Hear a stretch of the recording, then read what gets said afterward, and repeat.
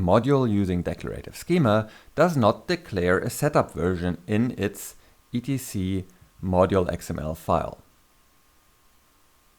With declarative schema, there's no need to version schema changes. Now, to declare a table that's associated with a module, we first need to create a file etc dbschema.xml. Inside this dbschema.xml file, we declare our tables, columns, indexes, and foreign key constraints. Inside of the root schema node, the top-level children are table nodes. Let's add one. The table name, probably it's a good idea to start with the vendor name. That way it's easy to see where a given table comes from. And then a nice descriptive name. There are several other attributes we can specify here. One of them is resource. The resource attribute defines in which segment of the database the table will be created if Magento database sharding is enabled. Possible values are default, checkout, or sales. The attribute is optional and defaults to default.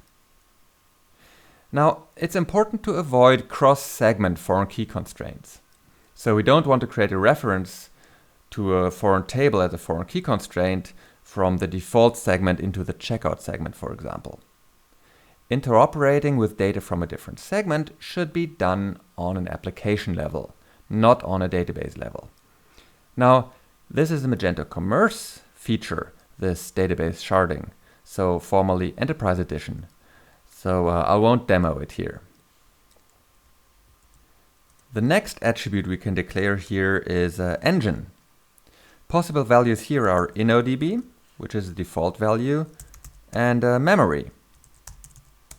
It's an optional attribute, and I tend to just use InnoDB or not specify it. Then we can also specify a comment. This is optional, by the way.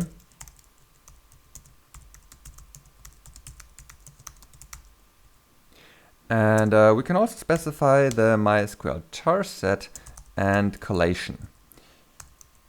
So we'll use UTF-8 and the default general UTF-8 sorting rule for the collation.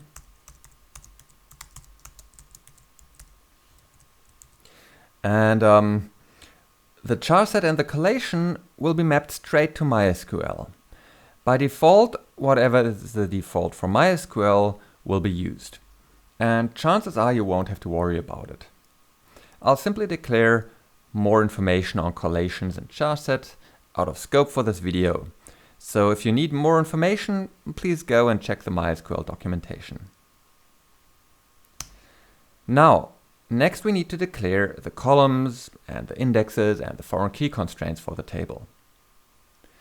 Please keep in mind that the dbschema.xml files are merged, just like most other configuration XML files.